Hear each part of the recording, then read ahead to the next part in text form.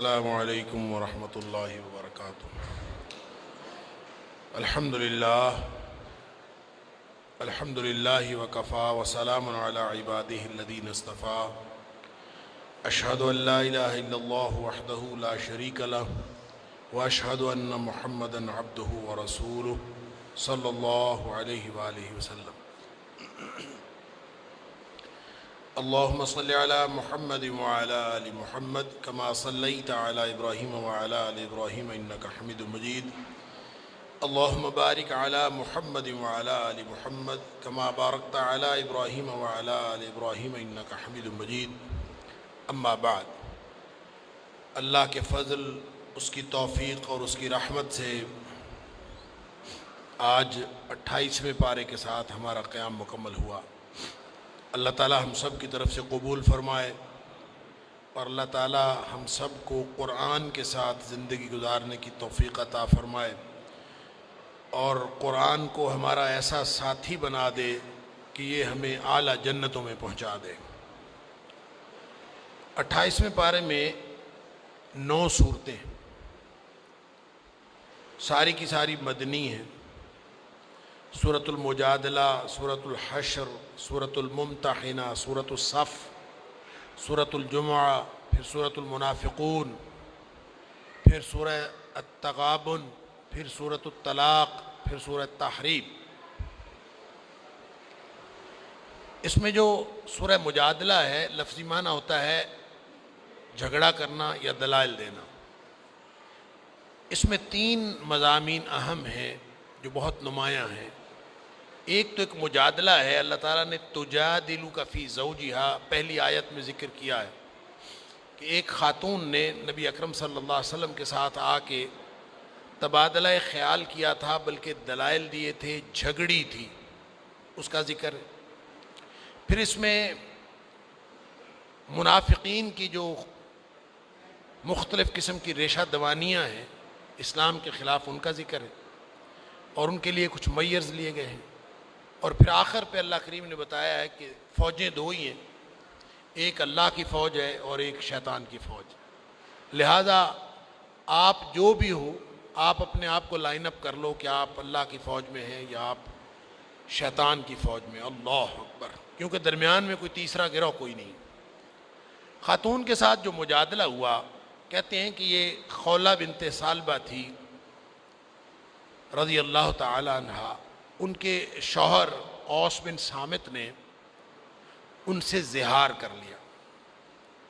زہار کہتے ہیں کہ کوئی شخص اپنی بیوی کو کہہ دے کہ تو میرے لیے میری ماں کی طرح ہے۔ اب چونکہ اس سے پہلے کوئی باقاعدہ احکام زہار کے بارے میں اسلام نے نہیں دیے تھے، تو اس نے نبی کریم صلی اللہ علیہ وسلم کے پاس آ کے پوچھا کہ میرے شوہر نے مجھے یوں کہا ہے، تو اب یہ کیا بنے گا؟ کیونکہ جاہلیت کے قانون کے مطابق وہ خاتون جو ہے، جب کوئی شوہر ایسا کہتا تھا تو ان کا آپس میں تعلق ختم ہو جاتا تھا، گویا طلاق واقع ہو جاتی تھی۔ تو نبی اکرم صلی اللہ علیہ وسلم نے اپنی رائے کا اظہار فرمایا۔ آپ نے فرمایا مجھے لگتا ہے کہ تو اس پر حرام ہو گئی ہے۔ اس نے رونا شروع کر دیا۔ اس نے کہا میرے چھوٹے چھوٹے بچے ہیں اور خامد بھی میرا بوڑھا ہے، وہ کدھر جائے گا، میرے بچے کدھر جائیں گے، ہماری پوری فیملی بریک اپ ہو جائے گا، تو یہ تو بہت معاملہ خراب ہوگا۔ تو وہ نبی کریم صلی اللہ علیہ وسلم سے اصرار کرتی رہی کہ آپ کوئی ایسا حکم دیں کہ یہ میری شادی بچ جائے۔ حضرت عائشہ صدیقہ رضی اللہ تعالیٰ عنہ فرماتی ہیں کہ میں دیکھ رہی تھی کہ وہ بیٹھی نبی کریم صلی اللہ علیہ وسلم کے ساتھ باتیں کر رہی ہے، لیکن مجھے کچھ سمجھ نہیں آئی کہ وہ کیا باتیں کریں، میں سن نہیں سکی۔ اللہ فرماتا ہے کہ ہم نے آسمان پہ اس کی باتیں سن لی۔ قد سمع اللہ قول التی تجادلک فی زوجہا وتشتکی الی اللہ۔ اس خاتون نے پھر شکایت کرنی شروع کر دی کہ عجیب قانون ہے کہ کہا اس نے ہے، اس کے منہ سے غلطی سے نکل گیا ہے اور ہماری شادی ختم ہو گئی، تو شکایتیں شروع کر دی۔ اللہ تعالیٰ نے فرمایا کہ اللہ نے اس کی بات سن لی ہے، اے حبیب صلی اللہ علیہ وسلم، جو آپ سے اپنے خامند کے بارے میں جھگڑا کر رہی تھی، وتشتکی الی اللہ، اور اللہ سے شکایت کر رہی تھی۔ واللہ یسمع تحاورکما، تم دونوں کا جو آپس میں گفتگو ہوئی ہے، جو مکالمہ ہوا ہے، اللہ نے سارا سن لیا۔ سبحان اللہ۔ اب پورا قانون بن گیا زہار کا۔ یہاں بھی اس کا قانون بتا دیا کیا ہے، اور سورہ احزاب کی ابتدا میں بھی اللہ کریم نے فرما دیا کہ ایک شخص کی دو حیثیتیں نہیں ہو سکتی. جس طرح ایک شخص کے سینے میں دو دل نہیں ہو سکتے، ایک دل کچھ اور کہہ رہا ہو اور دوسرا دل کچھ اور کہہ رہا ہو، اسی طرح ایک فرد کی دو حیثیتیں نہیں ہو سکتی. اگر کسی نے اپنی بیوی کو ماں کہہ دیا ہے تو وہ ماں بن نہیں جاتی، وہ بیوی رہتی ہے.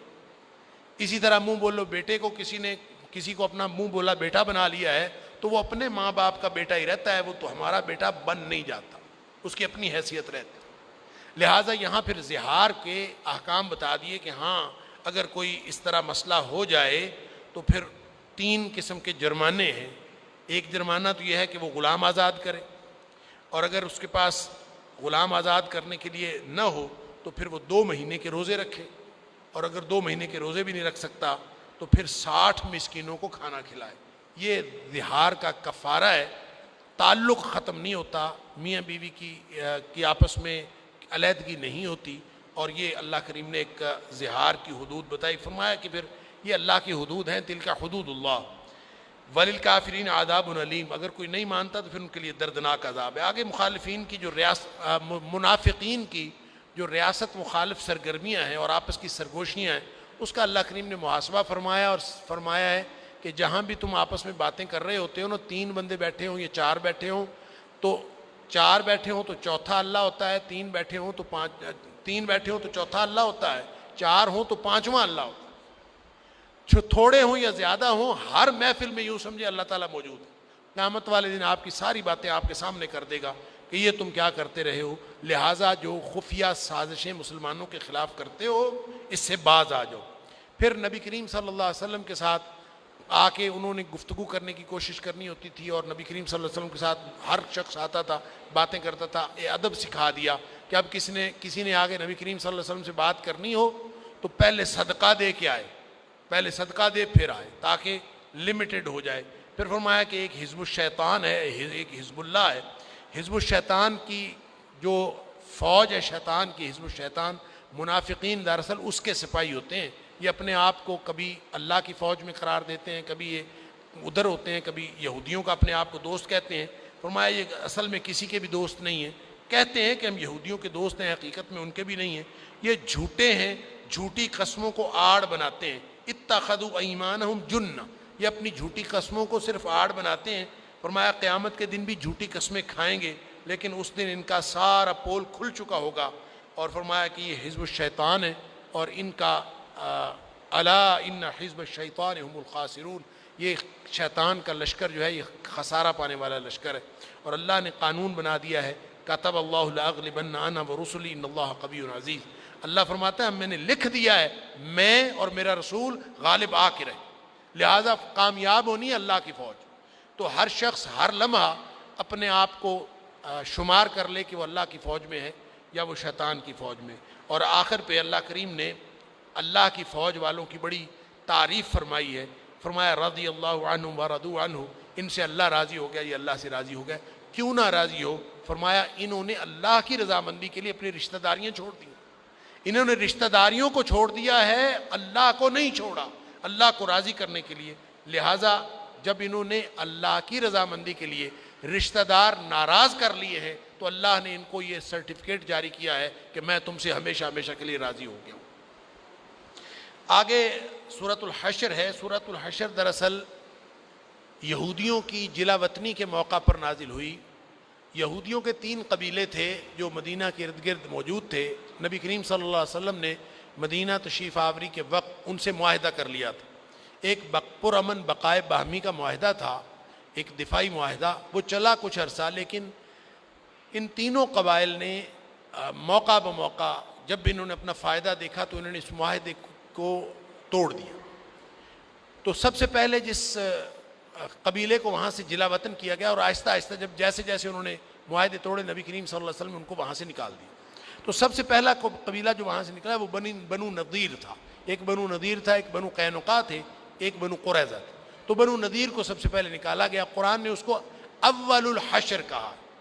ہوا یہ تھا کہ ان کے ساتھ نبی کریم صلی اللہ علیہ وسلم نے اہل ایمان کے ساتھ محاصرہ کر لیا ان کے قلعوں کا. بعد میں معاہدہ ہو گیا. معاہدہ یہ ہوا کہ تم لوگ یہاں سے چلے جاؤ, ہم کچھ نہیں کہتے تم, لیکن جو اٹھا کے لے جا سکتے ہو لے جاؤ. یعنی اپنی سواریوں پر, اپنے گدھوں پر, اونٹوں پر جو لاد کے لے جا سکتے ہو اس کی اجازت ہے.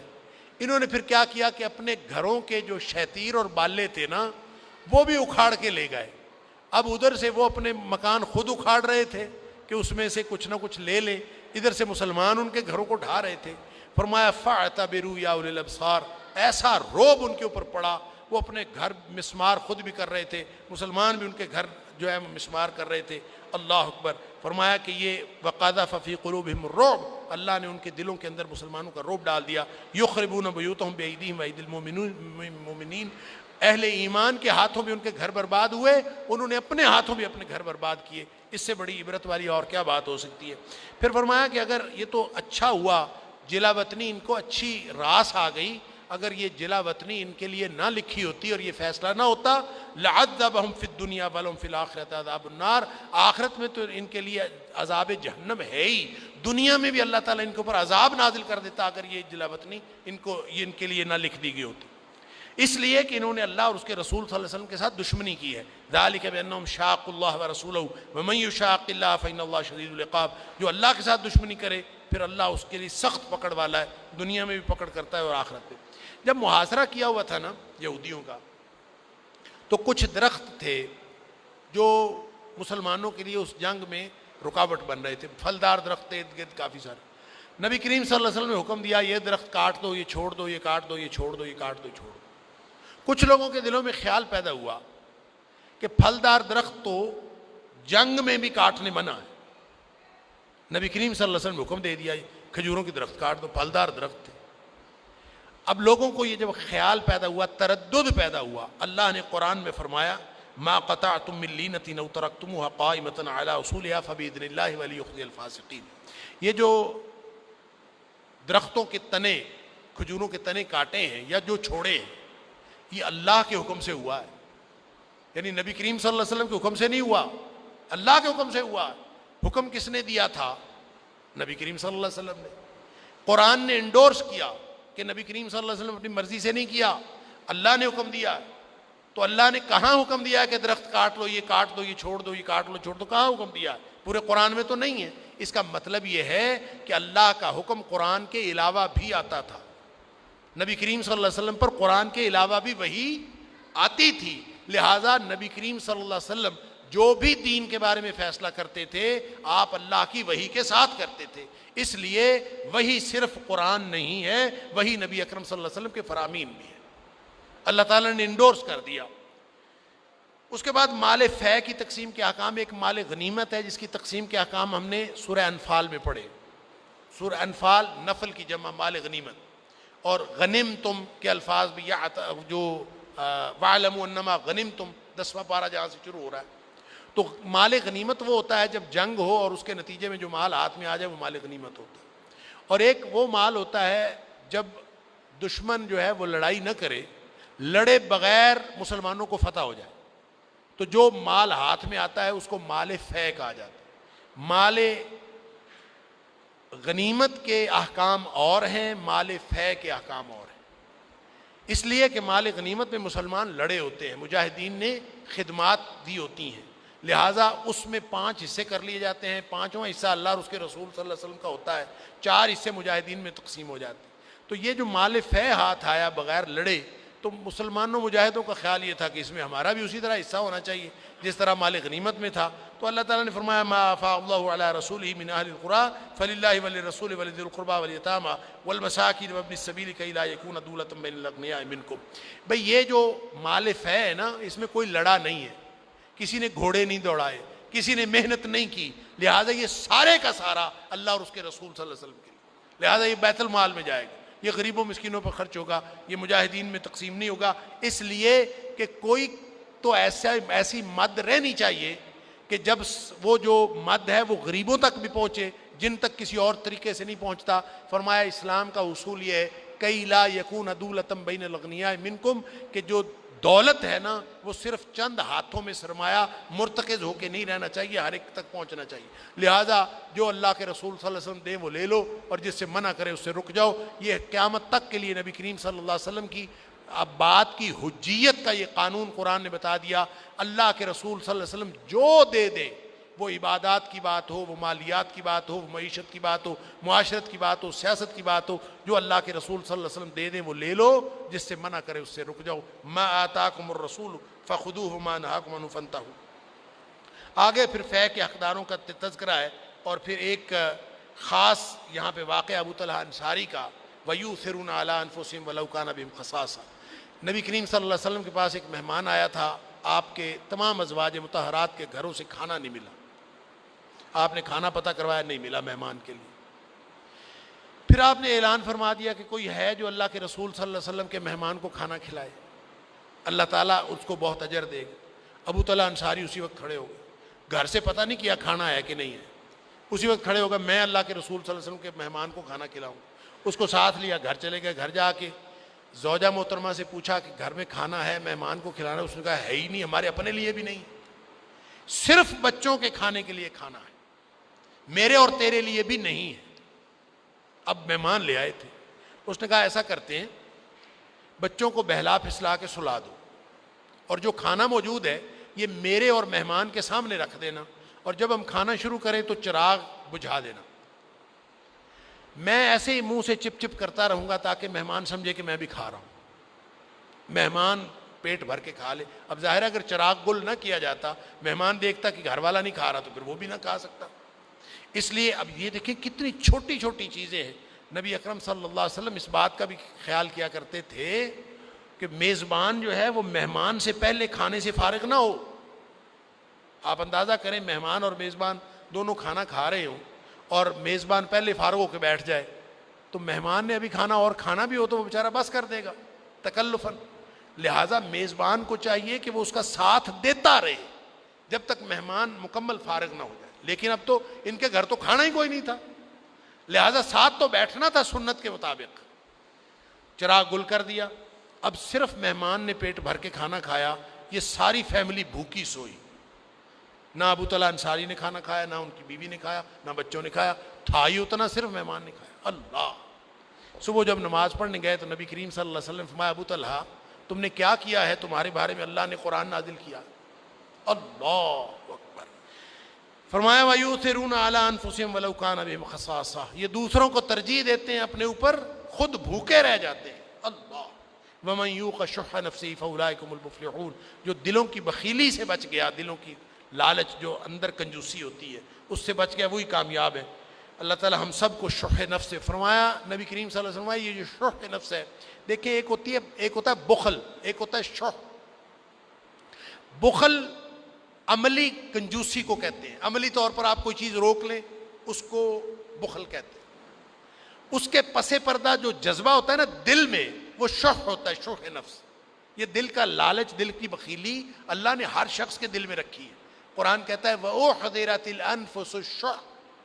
ہر نفس کے اندر اللہ نے شح رکھی ہے، بخیلی رکھی ہے. کامیاب شخص وہ ہے جو اس شح کو قابو کر کے بخل نہیں بننے دیتا، کوئی چیز روکتا نہیں ہے. تو نبی کریم صلی اللہ علیہ وسلم نے فرمایا یہ جو شح نفس ہے اس سے بچ جاؤ، اس لیے کہ پہلی امتوں کو اس شح نفس نے ہی خون ریزی پر آمادہ کیا اور تباہ و برباد کر دیا.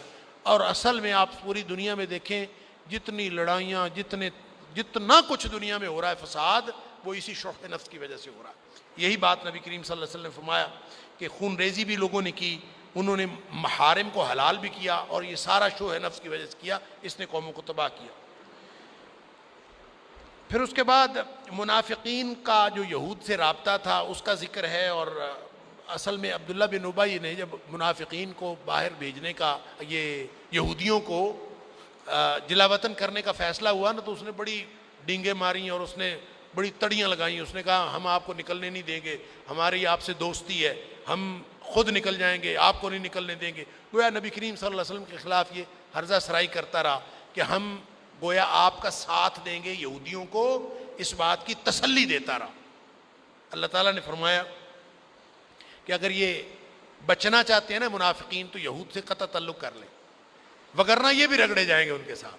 اور فرمایا یہ منافقین جو ہیں لا یقاتلونکم جميعا الا فی قری محصنۃ او من وراء جدر، یہ لڑنے کی تو صلاحیت رکھتے ہی نہیں، منافق ہمیشہ چھپ کے وار کرتا، کبھی سامنے آ کے لڑ ہی نہیں سکتا، بلکہ فرمایا تحسبهم جميعا وقلوبهم شتى، یہ منافقین آپس میں بھی ایک دوسرے کے دوست نہیں ہوتے، سجن کوئی نہیں ہوتے. آپ سمجھتے ہیں کہ یہ سارے اکٹھے ہیں، یہ آپس میں بھی ایک دوسرے کے دشمن ہوتے ہیں. پھر فرمایا کہ شیطان جو ہے یہ شیطان کی طرح ہوتے ہیں منافق، اور بالکل یہودیوں کے ساتھ بھی انہوں نے یہی کیا. شیطان بھی یہی کرتا ہے، ایک دفعہ اکساتا ہے چلو بھی لڑو، میں تمہارے ساتھ ہوں، لڑو، اور جب عین جنگ کا میدان گرم ہو جاتا ہے، جیسے غزوہ بدر میں اس نے کافروں کے ساتھ کیا، پھر بھاگ جاتا ہے، کہتا ہے انی اخاف اللہ، مجھے تو اللہ سے ڈر لگتا ہے رب العالمین. اور یہ کہہ کے بھاگ گیا تھا میدان بدر سے بھی، اور ہر جگہ یہی کرتا ہے. اور منافقین کا بھی کردار شیطان کے عین مطابق ہوتا ہے. اللہ اکبر. پھر آگے دعوت فکر ہے آیت نمبر 18 سے 24 تک کہ یا ایھا الذین آمنوا اتقوا اللہ ولتنظر نفس ما قدمت لغد. ایمان کا دعویٰ کرنے والو، اللہ کی ناراضگی سے بچتے رہو اور اللہ کی رضامندی حاصل کرنے کی کوشش کرتے رہو، اور ہر وقت یہ دھیان رکھو کہ آگے کیا بھیجا ہے، کون سا کھاتا ہے تم نے جو آگے بھیجا ہے. جو بچا لیتے ہو نا یہاں، یہ ضائع ہوتا ہے، جو آگے بھیج دیتے ہو وہ کام آ جاتا ہے. ہماری سوچ الٹی ہے، ہم سمجھتے ہیں یہاں بنا لیں، گھر کا سامان بنا لیں، بڑی کوٹھی بنا لیں، یہ بنا لیں تو بچ گیا. نہیں، جو آگے بھیج دیا وہ بچ گیا. ایک صحابی، اس کے گھر کا سامان جو ہے وہ آہستہ آہستہ کم ہوتا جا رہا ہے. ویسے صحابہ کے گھروں میں سامان ہوتا ہی کتنا ہوگا، تو وہ کم ہوتا جا رہا ہے. کسی نے پوچھا کدھر ہے سامان تمہارے گھر کا؟ کہتا ہے میں نے ایک گھر نیا بنایا ہے، اس گھر میں سامان منتقل کر رہا ہوں، اور جب سارا سامان منتقل ہو جائے گا تو خود بھی وہاں منتقل ہو جاؤں گا. اللہ اکبر. وہ کہاں بنایا ہے؟ گھر جنت میں. تو جس کو یقین ہے جنت کا، وہ پھر اسی طرح کرتا ہے. اور اللہ تعالیٰ نے فرمایا لو انزلنا هذا القرآن على جبل لرأيته خاشعا متصدعا من خشية اللہ. یہ قرآن ہے، قرآن کی عظمت کو سمجھا کرو. یہ اگر کسی پہاڑ پر ہم نازل کرتے نا تو پہاڑ ٹکڑے ٹکڑے ہو جاتا، ریزہ ریزہ ہو جاتا. پہاڑ اس وحی الہی کا تحمل نہ کر سکتا، تو اس کا تحمل کس نے کیا ہے؟ پہاڑ ریزہ ریزہ ہو جاتا. اس کے پاس یہ طاقت ہی نہیں ہے وحی الہی کو برداشت کرنے کی، اس کا تحمل کرنے. تو کس نے برداشت کیا؟ کہاں نازل ہوا ہے؟ پہاڑ پر نازل ہوتا. ہم سخت ترین مخلوق پہاڑ کو کہتے ہیں. فرمایا پہاڑ اپنی جگہ پر قائم نہ رہ سکتا. تو جو چیز قائم رہی جہاں قرآن نازل ہوا، وہ نبی اکرم صلی اللہ علیہ وسلم کا قلب اطہر ہے. نبی پاک صلی اللہ علیہ وسلم کے قلب اطہر کے اندر وہ طاقت ہے کہ آپ نے تحمل فرمایا اس کا. اور وہ جو بخاری شریف کی حدیث ہے نا کہ نبی کریم صلی اللہ علیہ وسلم پر پہلی وحی نازل ہوئی تو اور آپ پر کپ کپی تاری تھی، اور آپ نے آ کے حضرت خدیجہ رضی اللہ تعالیٰ عنہ سے کہا میرے اوپر کمبل اڑا دو. پھر آپ نے پریشانی کا اظہار کیا. پھر ورقہ بن نوفل کے پاس لے گئی. انہوں نے کہا یہ تو وہی لے کے آنے والا فرشتہ ہے اور یہ ہوگا. اچھا، اس حدیث کو بعض لوگ کہتے ہیں لو جی نبی کریم صلی اللہ علیہ وسلم پر قرآن نازل ہوا تو آپ پر کپ کپی تاری ہوگی. تو یہ تو گویا نعوذ باللہ من ذالک لوگ کہتے ہیں یہ شان نبوت کے منافی ہے. نہیں، وہ نبی کریم صلی اللہ علیہ وسلم کی تنقیص نہیں نکلتی اس میں نبی کریم صلی اللہ علیہ وسلم کی عظمت بیان ہوتی ہے کہ پہاڑ پر اگر قرآن نازل ہوتا تو پہاڑ اپنی جگہ پر قائم نہ رہتا. نبی کریم صلی اللہ علیہ وسلم کی ذات اقدس ہے کہ آپ پر قرآن نازل ہوا تو آپ قائم رہے. ذرا سی کپ کپی ہی تو تاری ہوئی تھی اور ہوا کیا تھا؟ پہاڑ قائم نہ رہ سکتا، نبی کریم صلی اللہ علیہ وسلم قائم رہے. یہ آپ کی عظمت کی دلیل ہے. آگے صفات الہیہ ہیں اور ان کے ذریعے نبی کریم اللہ کریم کی عظمت اور کبریائی بیان کی گئی ہے تاکہ انسان کے دل میں خشیت الہی پیدا ہو. اس کے بعد سورہ ممتحنہ ہے. سورہ ممتحنہ امیگریشن کی صورت ہے. امیگریشن، یہ جو لوگ جاتے ہیں نا ایک جگہ سے دوسری، ایک بہت بڑی امیگریشن ہوئی تھی مکہ سے مدینہ منورہ.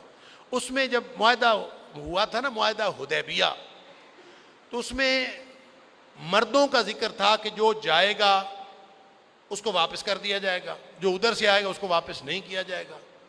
عورتوں کا ذکر نہیں تھا. تو کچھ عورتیں بھی چلی جاتی تھیں، ان کے لیے یہاں پہ کچھ چیزیں بتا دی گئیں. اور بنیادی طور پر چونکہ مکہ اور مدینہ کے دو ملکوں کا معاملہ تھا، تو اس میں نبی کریم صلی اللہ علیہ وسلم نے جب مکہ فتح کیا ہے، بالکل ایک فائنل راؤنڈ ہوا ہے، تو مکہ فتح کرنے کے لیے آپ نے پوری اسٹریٹجی کر لی تھی، بنا لی تھی. لیکن نبی کریم صلی اللہ علیہ وسلم کی جنگی حکمت عملی کا ایک پہلو یہ ہوا کرتا تھا کہ آپ اس کو خفیہ رکھتے تھے. اور چونکہ یہ آپ کے بچے کافر ملک میں رہتے ہوں تو کافروں کے ساتھ ہمدردی پیدا ہو ہی جاتی. میرے اس فکرے کو دوبارہ سمجھیے. آپ کے بچے کافروں کے ملک میں رہتے ہوں تو کافروں کے ساتھ ہمدردی پیدا ہو ہی جاتی. یہی ہوا حاطب بن ابی بلتع رضی اللہ تعالیٰ عنہ. ان کے بچے رہتے تھے مکے میں. ان کو نبی کریم صلی اللہ علیہ وسلم کی پالیسی کا پتہ چلا کہ آپ تو مکے پہ چڑھائی کا ارادہ رکھتے ہیں. انہوں نے سوچا کہ نبی کریم صلی اللہ علیہ وسلم اللہ کے نبی ہیں, کامیابیاں ان کو اللہ نے دینی ہیں, اللہ کی مدد ان کے ساتھ ہے. میں ایسا کرتا ہوں کہ میں اطلاع دے دیتا ہوں وہاں کافروں کو, مکے کے کافروں کو, ان کے سرداروں کو, تو میری اطلاع سے فائدہ یہ ہوگا کہ میرے تعلقات ان سے ٹھیک رہیں گے. میرے بچے وہاں ہیں, میرے بچوں کے ساتھ ان کے معاملات ٹھیک.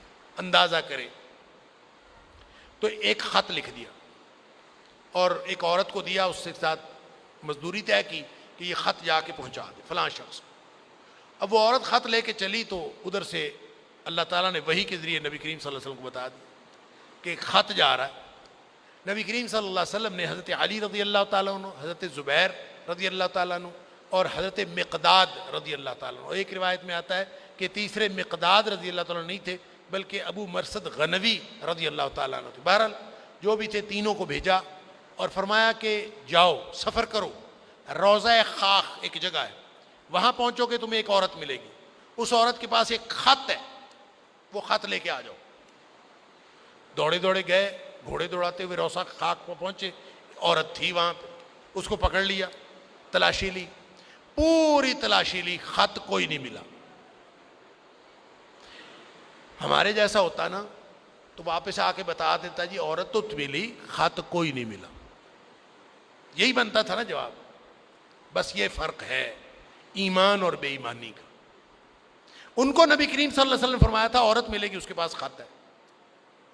ان کو ایمان تھا کہ نبی کریم صلی اللہ علیہ وسلم نے فرمایا خط ہے تو خط ہے اس کے پاس, ہمیں ملا چاہے نہیں ملا, خط تو ہے.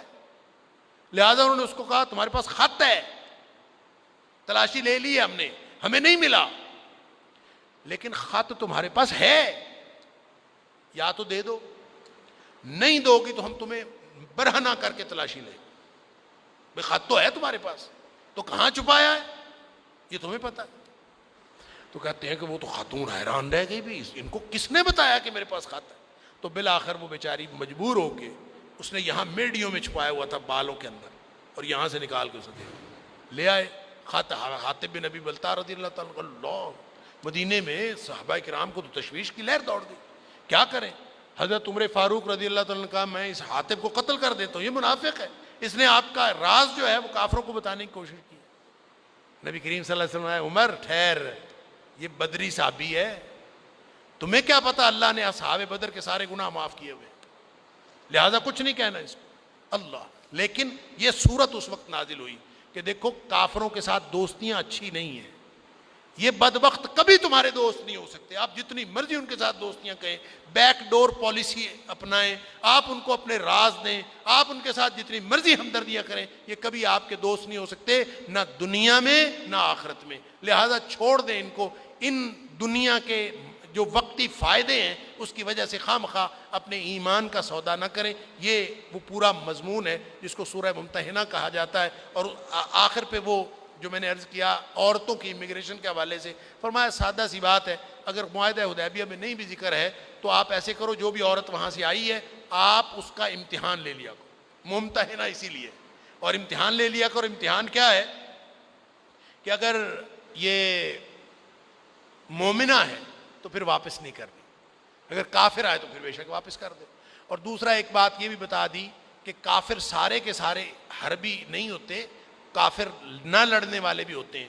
یہ جو کہا گیا ہے نا دوستیاں نہیں کرنی کافروں سے, یہ نہیں کرنا, یہاں کیٹاگوریکلی الگ الگ کر کے بتا دیا ہے کہ کافر دو قسم کے, خارجہ پالیسی بتا دی ہے کہ کافر دو قسم کے ہوتے ہیں, ایک حربی ہوتے ہیں, ایک غیر حربی ہوتے ہیں. لا ينهاكم الله عن الذين لم يقاتلوكم في الدين ولم يخرجوكم من دياركم ان تبروا وتقسطوا اليهم. دیکھیں جو تم سے لڑتے نہیں ہیں, آرام سے بیچارے رہتے ہیں, کافر ہیں تو پھر کیا ہوا, وہ آرام سے رہتے ہیں اور تمہارے خلاف لڑتے نہیں ہیں, نہ تمہارے خلاف کسی کی مدد کرتے ہیں. فرمایا ان کے ساتھ ورکنگ ریلیشن شپ قائم کرنے میں بھی کوئی حرج نہیں ہے, اور ان کے ساتھ تعلقات اچھے رکھنے میں بھی کوئی حرج نہیں.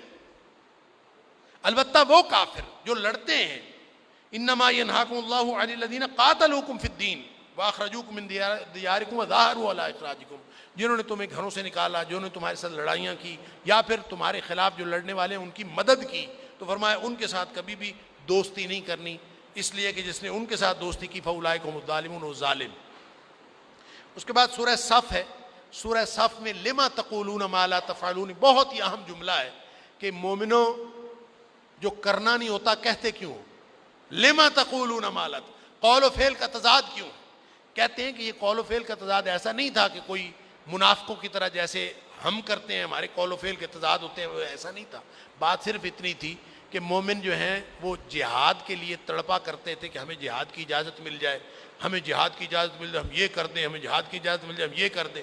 جب جہاد کی اجازت ملی نا تو پھر تھوڑا سا تردد پیدا ہوا کہ جب جہاد کریں گے تو بڑا مشکل ہے، اس لیے کہا تھا لما تقولون ما لا تفعلون۔ اور سن لیجئے، تردد کرنے کی کوئی ضرورت نہیں ہے۔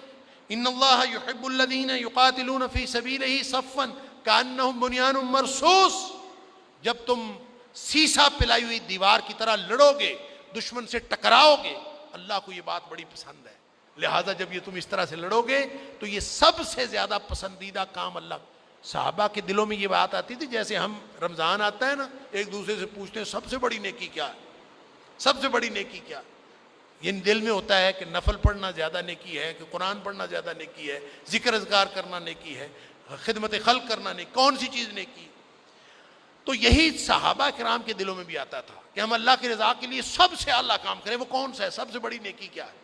اللہ نے فرمایا ان اللہ یحب الذین یقاتلون فی سبیلہ صفا کانہم بنیان مرصوص، جو جہاد کرتے ہیں نا سیسا پلائی دیوار بن کے، اللہ سب سے زیادہ ان سے پیار کرتا ہے۔ لو کرو پھر ان جہاد۔ پھر لوگوں کو تھوڑا سا تردد ہوا، فرمایا لما تقولون ما لا تفعلون، اب وہ باتیں پھر کرتے کیوں ہو جو عملاً نہ کرنا ہو؟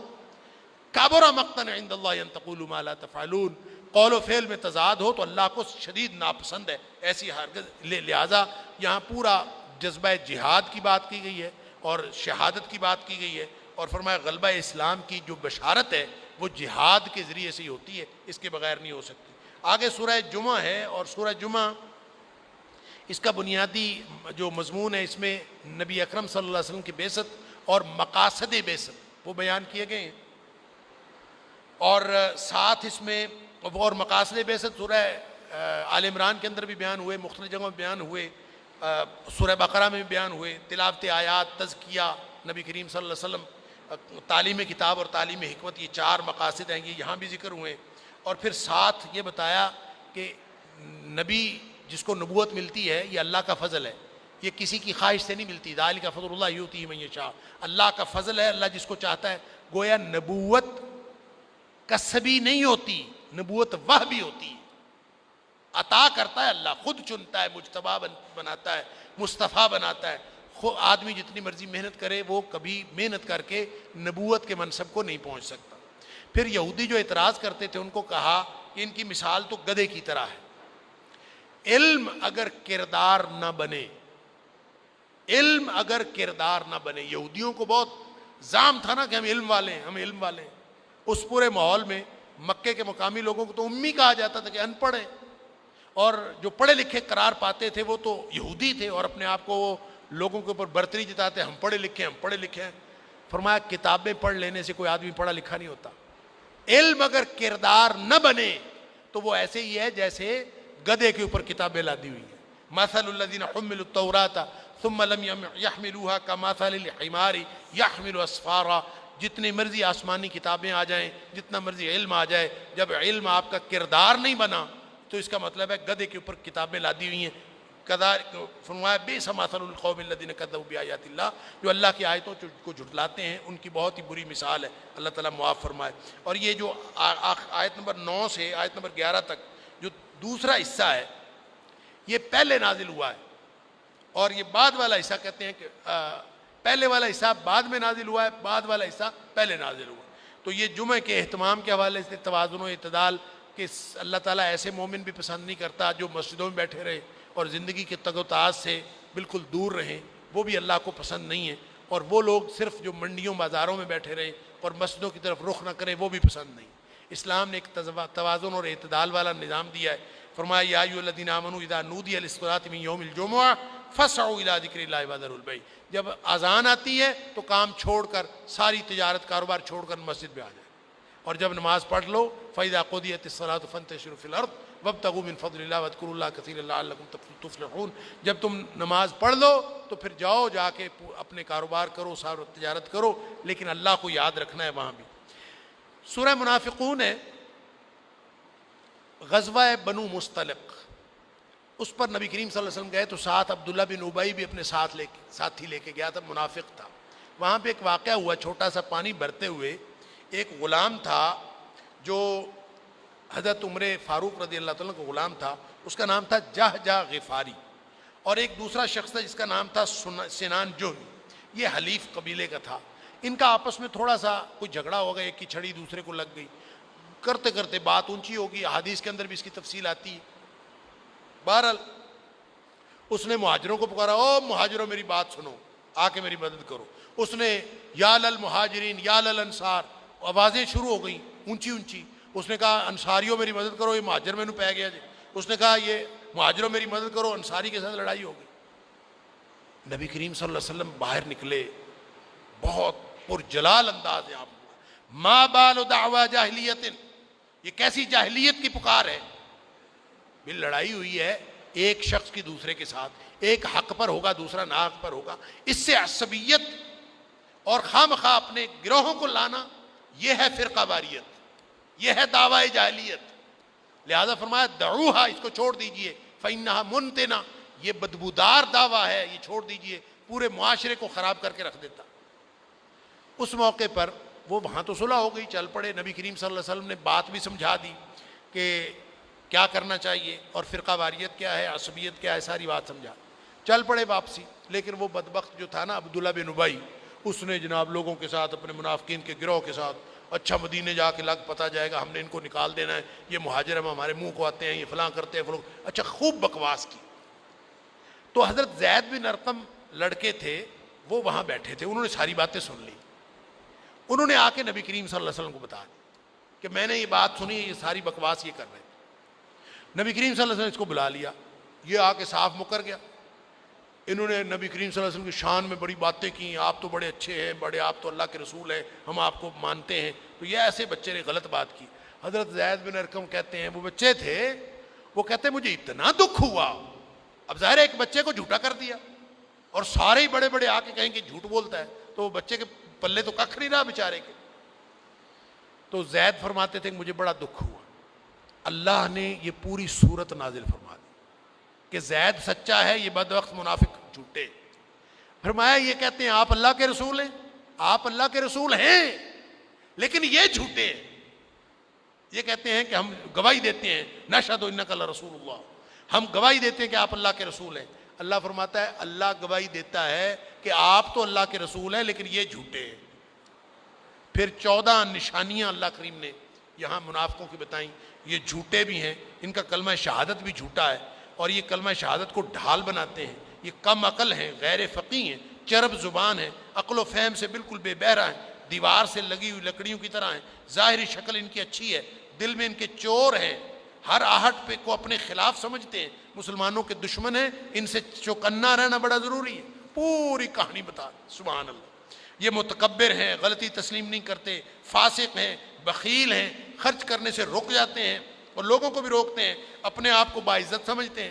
اس نے بکواس کی تھی یخرجن العز من الاذل، مدینہ میں جب جائیں گے ہم عزت والے ذلت والوں کو نکال دیں گے۔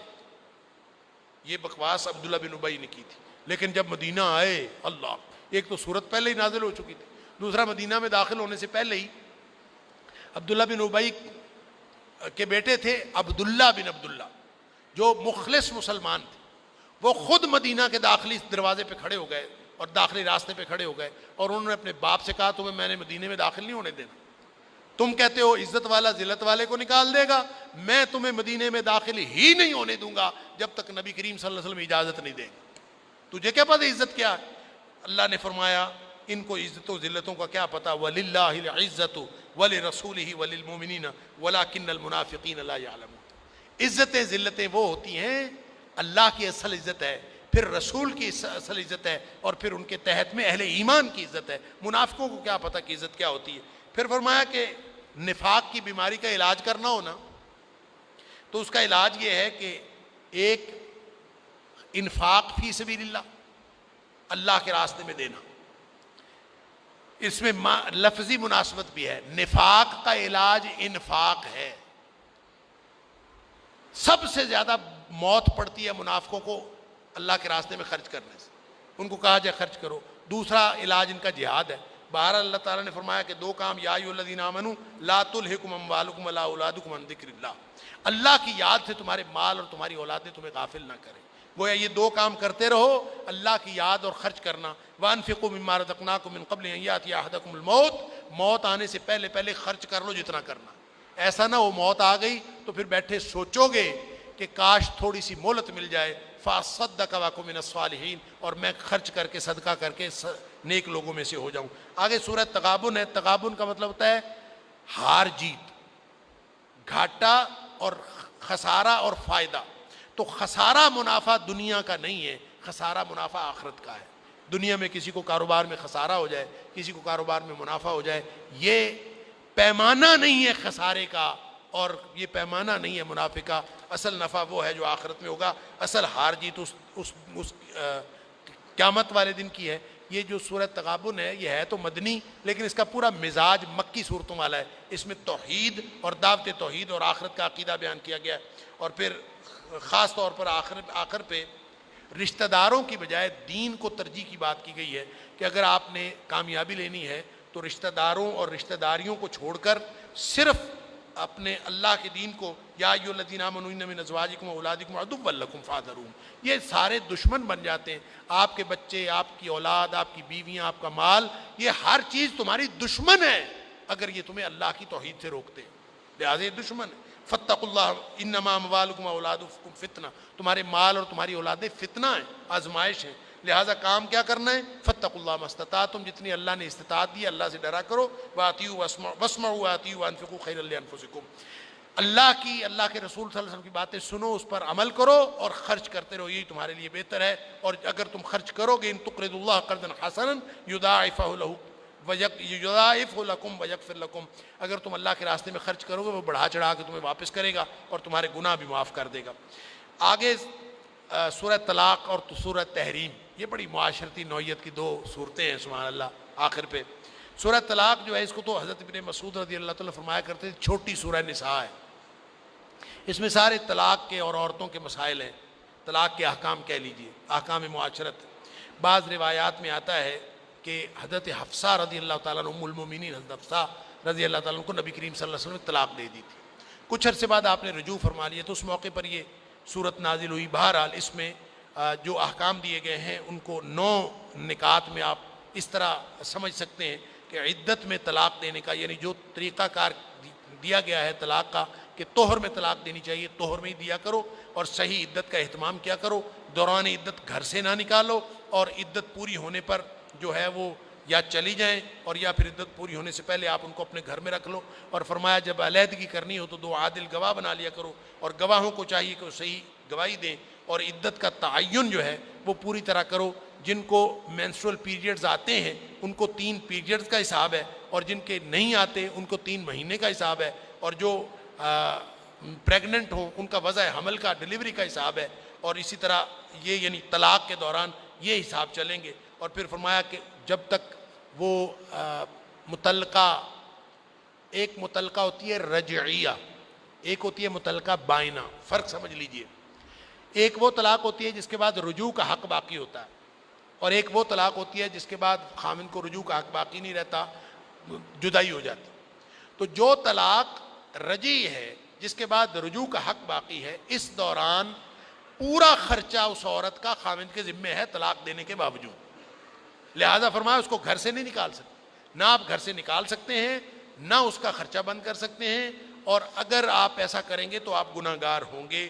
اور پھر 7 تقوی کی اہمیت بتائی گئی ہے، وَمَن يَتَّقِ اللَّهَ يَجْعَل لَّهُ مَخْرَجًا۔ دیکھو اصل بات تقوی کی ہے، معاشرتی معاملات ہوں، میاں بیوی کے باہمی باتیں ہوں، آئلی احکام ہوں، اللہ کا تقوی اختیار کرنا ہے۔ کیا مطلب؟ بیوی کو راضی کرنے کی فکر نہ کیا کرو، اللہ کو راضی کرنے کی فکر کیا کرو، اور اللہ کو راضی کرنے کے لیے بیوی سے اچھا تعلق اس لیے رکھنا ہے اللہ راضی ہو جائے۔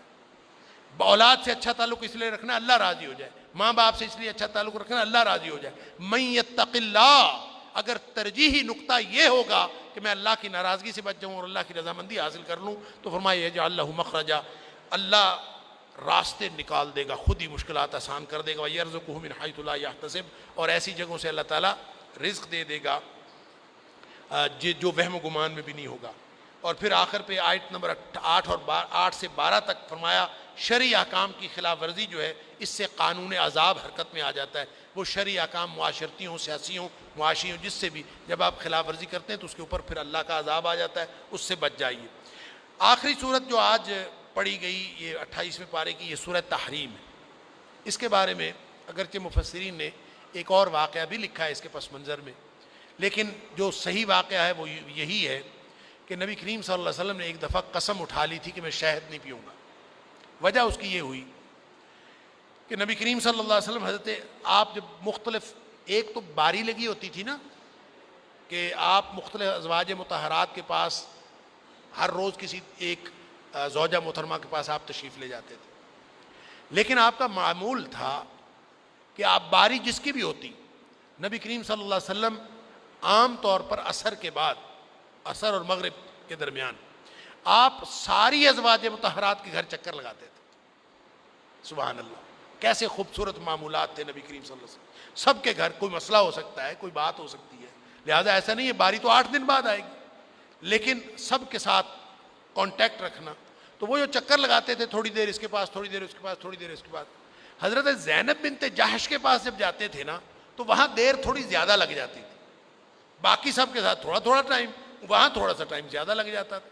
اور پھر ظاہر ہے سوتنوں کو خیال تو آتا ہے کہ اتنے کیوں زیادہ بیٹھتا ہے، لہٰذا انہوں نے پتہ کیا کہ چکر کیا ہے، تو پتہ چلا کہ وہ نبی کریم صلی اللہ علیہ وسلم کو شہد پلاتی ہیں، اور نبی کریم صلی اللہ علیہ وسلم کچھ دیر وہاں پہ تشریف فرما ہوتے ہیں۔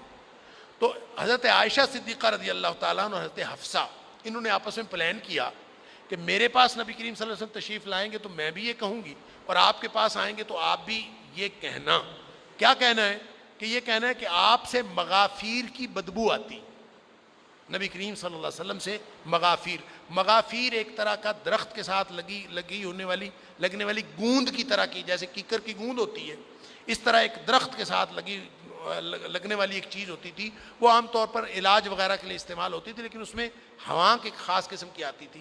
نبی کریم صلی اللہ علیہ وسلم چونکہ انتہائی نفیس طبیعت کے تھے، انتہائی اعلیٰ ذوق کے، اعلیٰ مزاج ماشاءاللہ، تو نبی کریم صلی اللہ علیہ وسلم کو اس سے بڑی سخت تکلیف ہوئی کہ اچھا میرے سے مغافیر کی بو آتی۔ تو آپ نے سوچا کہ میں کیا کوئی ایسی چیز، خیال آیا میں شہد پیتا ہوں تو ہو سکتا ہے اس شہد کے اندر مغافیر مکس ہو، لہذا آپ نے شہد پینا چھوڑ دی اور آپ نے قسم اٹھا لی میں نے آئندہ شہد نہیں پینا۔ اللہ تعالیٰ نے فرمایا لما تحرم ما احل اللہ لک، اللہ کے رسول جو چیز اللہ نے آپ کے لیے حلال کیا آپ اس کو اپنے اوپر حرام کیوں کرتے ہیں؟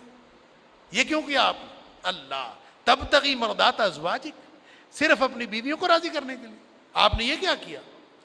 واللہ غفور رحیم، اللہ بخشنے والا اور رحم کرنے والا ہے۔ اور پھر آگے آپ نے نا جب اب پلاننگ دونوں کی تھی، حضرت حفصہ اور حضرت عائشہ کی، اللہ نے وحی کے ذریعے بتا دی یہ ان دونوں نے پلاننگ کی ہے، کوئی بو شو نہیں آتی۔ نبی کریم صلی اللہ علیہ وسلم نے نا ایسے ہی ذرا سا اشارتاً بتا دیا حضرت حفصہ کو، حضرت عائشہ کو، اچھا تم لوگوں نے آپس میں پلاننگ کی تھی۔ اچھا وہ حیران ہو گئی کہ پلاننگ کرنے والی ہم دونوں ہیں، تیسرے کسی کو پتہ نہیں، آپ کو کیسے پتہ چلا؟ من انبا کا حاضا، اللہ کے رسول آپ کو کس نے بتایا؟ فرمایا نبانی العلیم الخبیر، مجھے علیم و خبیر خدا نے بتایا ہے، رب نے بتایا، اللہ نے بتایا، سبحان اللہ۔ اب ویسے وہ جو بات میں پہلے کر رہا تھا سورہ حشر کے حوالے سے کہ درخت کاٹنے کا حکم نبی کریم صلی اللہ علیہ وسلم دیا، اللہ نے فرمایا یہ میں نے حکم دیا تھا، تو وہ حکم کہاں ہے؟ قرآن میں کوئی نہیں ہے۔ اب یہ جو اللہ فرما رہا ہے کہ آپ کہہ دیجئے نبانی العلیم الخبیر، مجھے یہ اللہ نے خبر دی ہے، تو اللہ نے جو خبر دی کہ حفصہ اور عائشہ کی پلاننگ ہے، یہ قرآن میں کہیں ہے؟ قرآن میں تو نہیں ہے۔ تو اللہ نے خبر دی، وحی نازل کی نا، تو اس کا مطلب ہے وہ جو وحی نازل ہوئی وہ قرآن کے علاوہ ہے۔ تو یہ بھی ثبوت ہے کہ نبی کریم صلی اللہ علیہ وسلم پر وحی نازل ہوتی تھی قرآن کے علاوہ بھی، اور وحی نازل ہوئی اور اللہ نے بتا دیا۔ اب بتایا کہ تم دونوں توبہ کر لو، اللہ تنبیہ کی کہ باز آ جاؤ، تم نے نبی کریم صلی اللہ علیہ وسلم کے ساتھ یہ ہرزہ سرائی کی ہے، بہت بڑی جسارت کی ہے، لہذا یا تو توبہ کر لو بچ جاؤ گی، توبہ نہ کی تو پھر یاد رکھو نبی کریم صلی اللہ علیہ وسلم اکیلے نہیں ہیں، ان تتوبا الی اللہ فقد صغت قلوبکما، توبہ کر لو گی تو بچ جاؤ گی، وَإِن تَظَاهَرَ عَلَيْهِ، اگر ڈٹی رہو گی فَإِنَّ اللَّهَ هُوَ مَوْلَاهُ وَجِبْرِيلُ وَصَالِحُ الْمُؤْمِنِينَ وَالْمَلَائِكَةُ بَعْدَ ذَلِكَ ظَهِيرٌ۔ اللہ کے رسول صلی اللہ علیہ وسلم کے مددگار پتہ کون کون ہے؟ اللہ مددگار ہے، جبریل مددگار ہے، سارے صالح مومنین مددگار ہے، اور سارے فرشتے مددگار ہیں، تم جاؤ گی کدھر؟